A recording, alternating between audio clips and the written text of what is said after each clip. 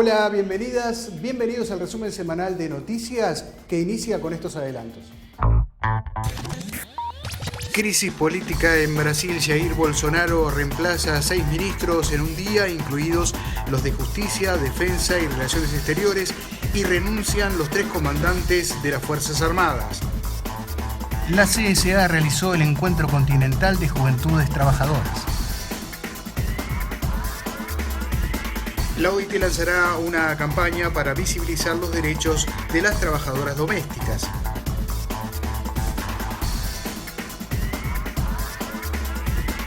La CEPAL asegura que la mayoría de América Latina no alcanzará la inmunidad hasta 2023. Miles de haitianos rechazan en las calles la constitución que promueve el gobierno.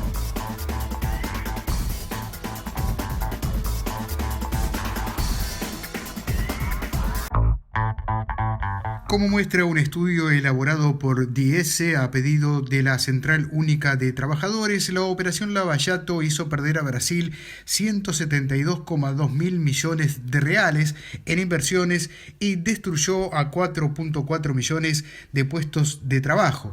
El sector más afectado fue la construcción civil, que perdió 1,1 millones de puestos de trabajo. La destrucción en el mercado laboral fue tan grande que llegó incluso a categorías de sectores fuera de las cadenas productivas más afectadas, construcción y petróleo, como la educación privada, con 106.500 vacantes perdidas. Los 172,2 mil millones de reales que dejaron de invertirse en el país equivalen a 40 veces los reales, 4,3 mil millones, que Lava Jato informa, según el Ministerio Público Federal, recuperó de los supuestos desvíos. El presidente de la Central Única de Trabajadores, Sergio Nobre, agrega el impacto político negativo cuyas consecuencias aún hoy se sienten en Brasil. Es importante que la clase trabajadora sepa quién quebró a Brasil, quién empujó el país hacia la crisis y quiénes son los responsables por la situación que enfrentamos actualmente. Nosotros tenemos todo el interés en la lucha contra la corrupción, y el combate a la corrupción no fue lo que hizo la Operación Lava Jato. Cuando criticamos la operación, lo hacemos porque en realidad lo que hizo fue entregar la soberanía del país y destruir a los empleos del país. Y tenemos que enfrentar ese debate. Nunca me olvidaré cuando realizamos la huelga de los petroleros y estuvimos juntos en el Tribunal Superior del Trabajo y tuvimos que escuchar de un juez que ellos ahora estaban arreglando problemas generados por nosotros y por nuestros gobiernos. Este estudio muestra de forma clara cuáles son los impactos y quiénes son los responsables y verdaderos criminales que deberían recibir punición en cualquier lugar del mundo. Este estudio necesita ser un instrumento de trabajo, de base, para hablar con los trabajadores. Y esta semana llevaré este instrumento a los presidentes de la Cámara de Diputados, del Senado de Brasil y a todos los ministros de la Corte Suprema para que tengan conocimiento. Sobre el instrumento político que fue la Operación Lava Jato, ellos ya están tomando medidas, pero es importante que sepan la dimensión del crimen cometido contra Brasil y contra la clase trabajadora brasileña. Profunda crisis política en Brasil. Jair Bolsonaro cambió a 6 ministros de su gabinete y renunciaron los 3 comandantes en jefe de las Fuerzas Armadas.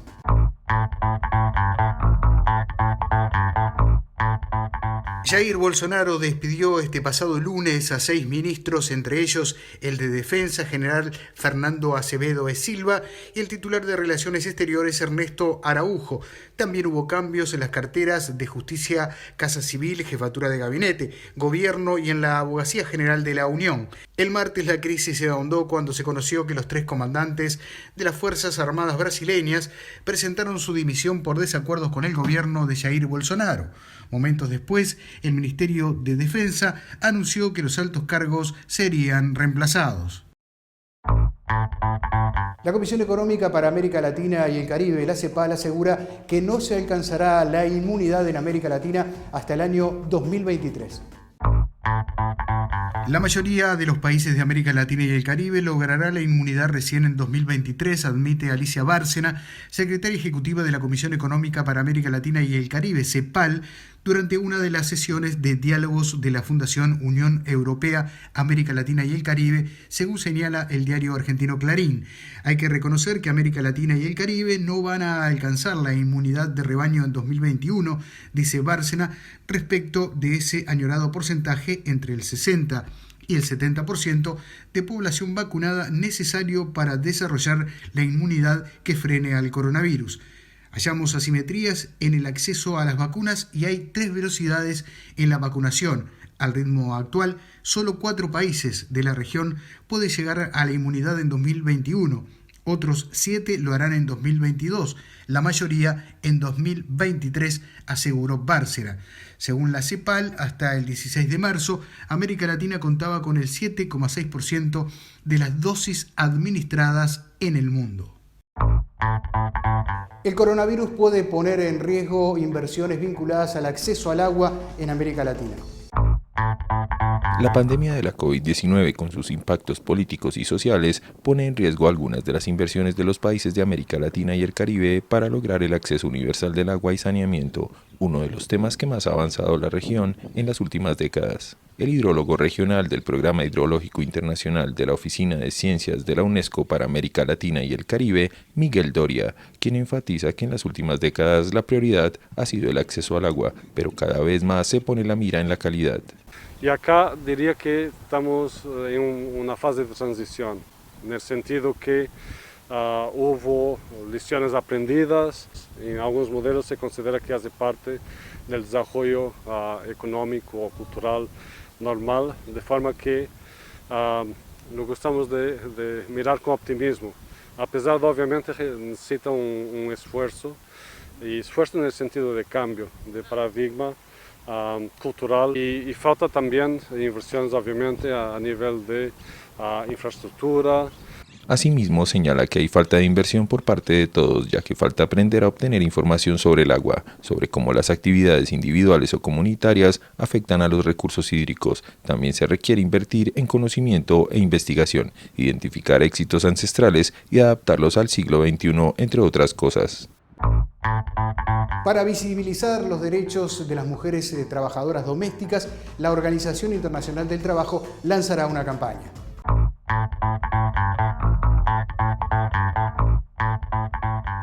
La Oficina Argentina de la OIT, en alianza con la ONG Impacto Digital y con la participación de distintos sindicatos, lanzará la campaña interinstitucional para visibilizar la importancia del trabajo doméstico y fortalecer el diálogo entre las trabajadoras y sus empleadores mediante información sobre sus derechos y obligaciones en el contexto de la pandemia.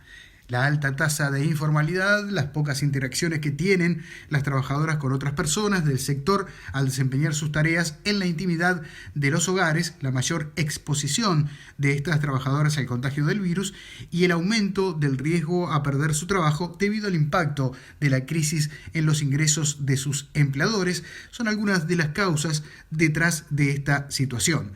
Al recordar que el trabajo doméstico no es una ayuda, sino un trabajo, sostenemos la afirmación de que a las trabajadoras domésticas les corresponden los mismos derechos laborales que a las y los demás trabajadores. Tanto ellas como los empleadores tienen derechos y obligaciones que deben cumplirse, sostuvo Elba López Mourelo, especialista de la Organización Internacional del Trabajo. En un hecho histórico, la CSA realizó el primer encuentro continental de la juventud trabajadora.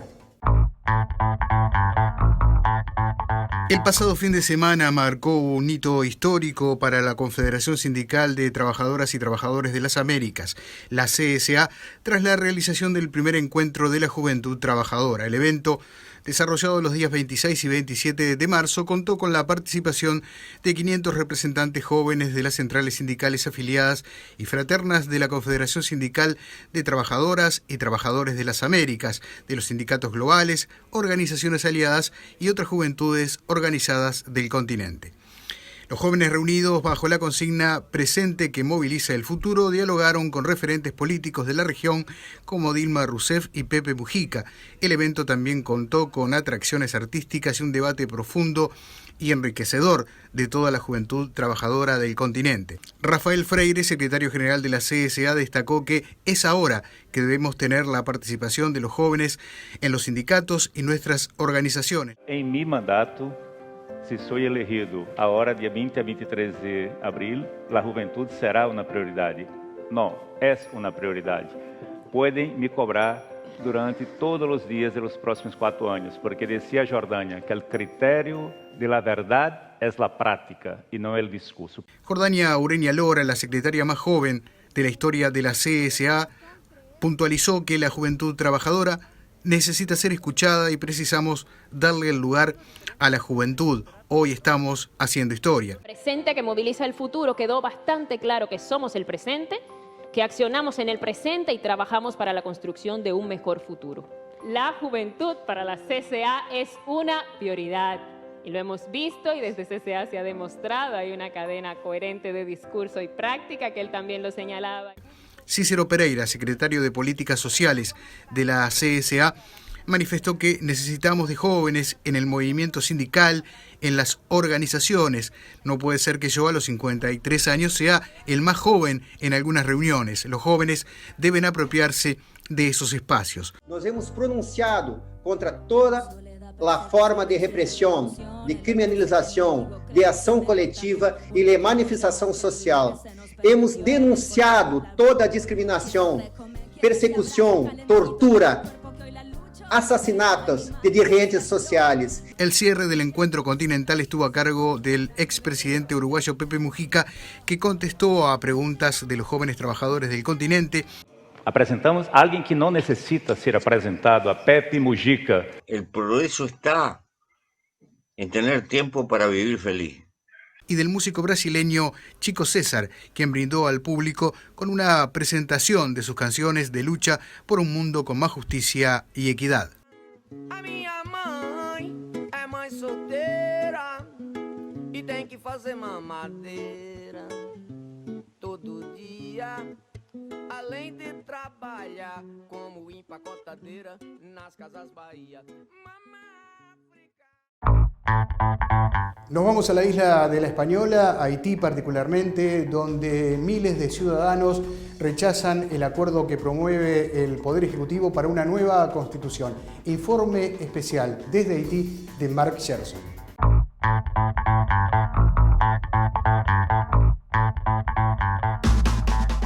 S'il n'a connu beaucoup de pertes en vies humaines, Haïti n'est pas toutefois sorti indemne de la pandémie de coronavirus. La crise sanitaire est en passe d'aggraver la crise socio-économique pour avoir provoqué des pertes d'emplois dans le secteur du textile et des travailleurs domestiques.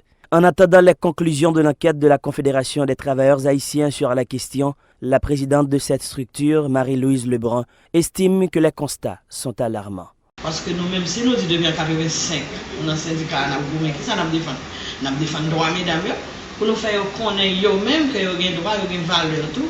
Parce que là, on regarde en Haïti, comment mesdames, nous presque dit bon violence qui persiste là. C'est mesdames toujours plus victimes dans le cas de kidnapping. C'est femmes, jeunes filles, qui sont plus victimes.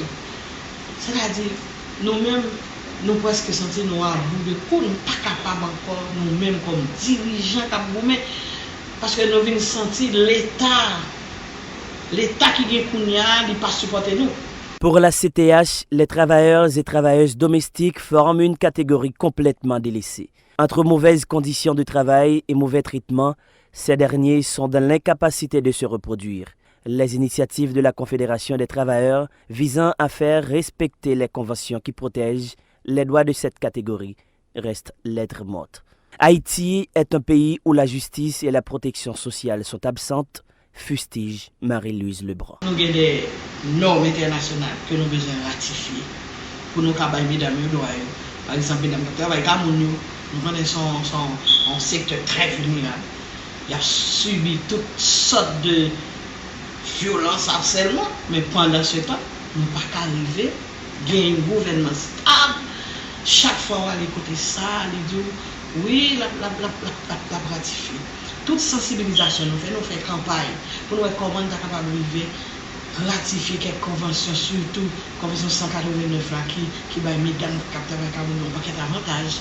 Surtout et convention 190 qui vient parler même sur violence avec harcèlement, qui dit qui gagne une série d'avantages, plusieurs pays qui ont ratifié, Haïti même il faut même connaître. Le changement des conditions de travail des travailleurs haïtiens passe d'abord par l'augmentation du salaire minimum. Entre-temps, des ouvriers sont refusés dans des centres hospitaliers faute de moyens économiques. La carte d'assurance que leur fournit l'État haïtien n'est d'aucune utilité, regrette Mme Lebrun. Salaire misérable, vraiment, il n'est pas capable de répondre à besoin de mon. Là, regardez, un professeur a touché 15 000 euros. C'est le monde qui peut mieux payer. Là, regardez, il y a un monde qui travaille quand même. Il a fait 30 jours qu'il travaille quand même. Il a venu depuis à 7 heures pour 6 heures ou 4 heures de la guerre. Il y a Bali, il y a un monde qui a $800. Tandis que l'État dit qu'il y a 250 gouttes par jour. Après, 250 gouttes par jour. Mais pour y Bali, il faut qu'on ratifie une convention qui va un avantage pour les droits. Qu'on a une femme qu'on a convention ça ratifier. Moi-même, je vais aller de le mais pour j'ai 250 gouttes là, non, mais pas trop. La Confédération des travailleurs haïtiens assimile la condition ouvrière en Haïti à celle des animaux sauvages. Misère, chômage, doublé de l'insécurité et du kidnapping, la crise haïtienne touche particulièrement les femmes dans le secteur des travailleurs haïtiens. Marie-Louise Lebrun dénonce la politique néolibérale du président de facto Jovenel Moïse, qui n'a rien fait pour améliorer la situation des ouvriers haïtiens. Un hecho que se produce en muchas ciudades de América Latina. En San Pablo, Brasil, la policía actúa donde se realizan fiestas clandestinas.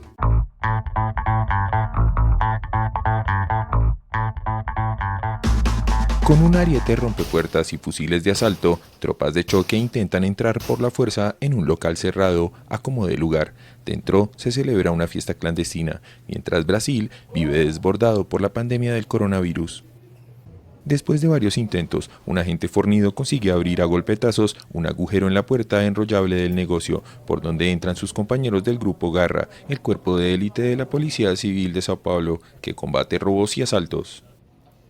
Parece una espectacular operación contra el crimen organizado, pero es una de las muchas intervenciones que se realizan desde hace un mes para poner fin a las noches de farra de decenas y a veces hasta cientos de jóvenes aglomerados y ajenos al drama sanitario. En el interior, medio centenar de personas están sentadas en el suelo en silencio. Se acabó la fiesta. La luz de las linternas de los agentes ilumina los rostros, ahora cabizbajos, de los infractores. Algunos se tapan la cara con la ropa o incluso con el pelo para no ser grabado por las cámaras. Algunos de los jóvenes aseguraron no temerle al coronavirus, que ya deja en Brasil unas 310.000 muertes y 13 millones de positivos, y está en su peor fase por récords consecutivos de contagios y decesos. El promedio actual es de 2.400 fallecidos por día. Al término del operativo, los organizadores de la fiesta son conducidos a una comisaría para declarar. A los clientes se les fotografía el carnet de identidad y pueden marcharse a casa. Todos podrían ser acusados de crimen contra la salud pública. Miles de mujeres protestan en México por el asesinato a manos de la policía de una mujer salvadoreña.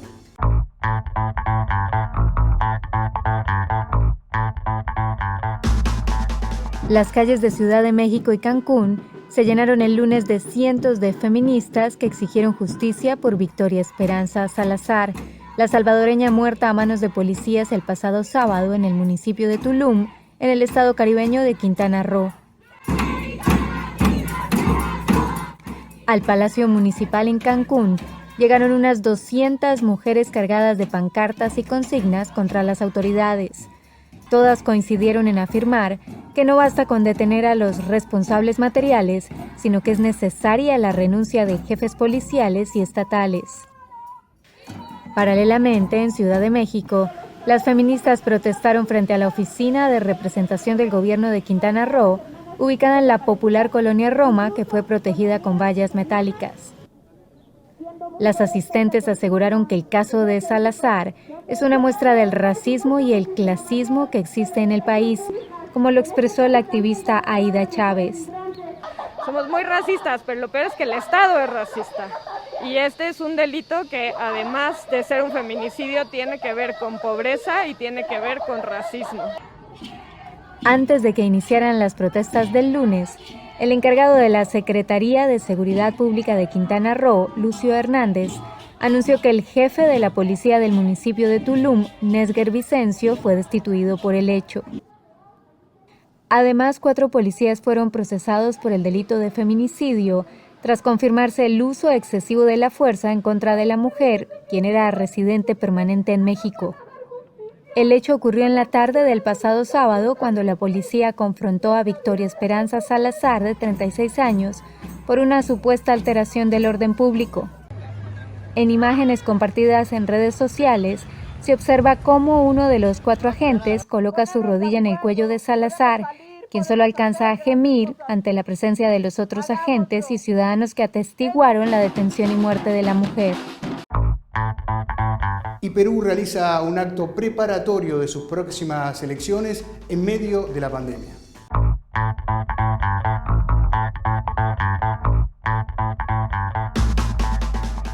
Perú entró este 29 de marzo en la recta final de la campaña electoral, con la segunda ola de la pandemia de la COVID-19 aún en su apogeo.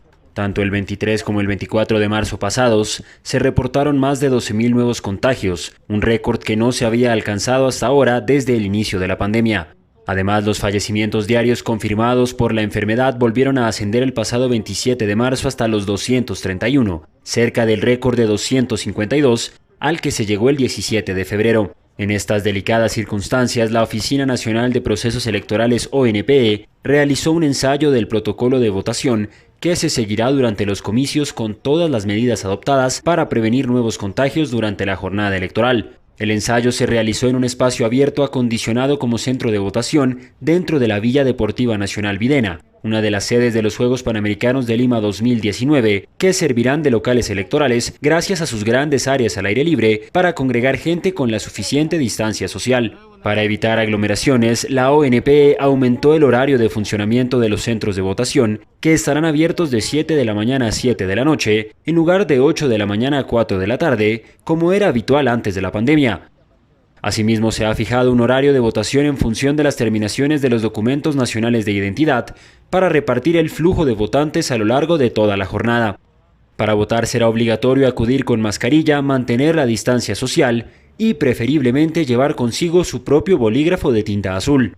A las elecciones del próximo 11 de abril están convocados a las urnas más de 25 millones de peruanos para elegir un presidente y sus 2 vicepresidentes para el periodo 2021-2026, además de renovar los 130 representantes del Congreso y los 5 del Parlamento andino.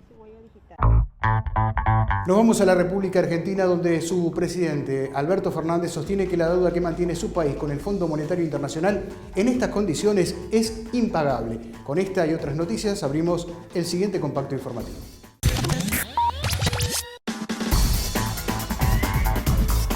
El presidente Alberto Fernández de Argentina dijo que la deuda de su país con el Fondo Monetario Internacional es impagable en las condiciones en las que fue pactada, por la que su gobierno negocia para cambiar los términos.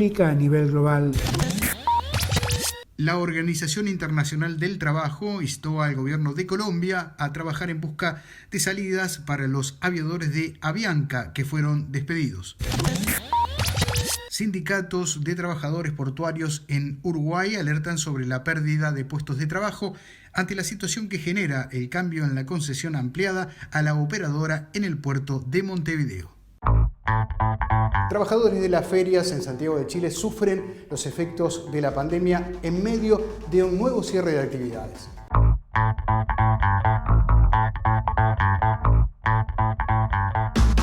Las ferias libres de Santiago de Chile se enfrentan a un grave momento en sus finanzas. Estos mercadillos se las han visto duras en medio del confinamiento que rige en la capital chilena debido al alza de contagios de COVID-19 en los últimos días. Las ferias y mercados debieron cerrar por el aglutinamiento de personas y justo en el fin de semana, un día bueno para los vendedores en estos establecimientos. Entonces los fines de semana son como el día más más importante en realidad de las ferias, pues donde más la gente va con la familia a comprar. Las personas que trabajan en estos mercadillos, conocidos como feriantes, viven del ingreso diario y se mantienen esforzándose por la entrada a un sistema donde este trabajo no tiene garantías.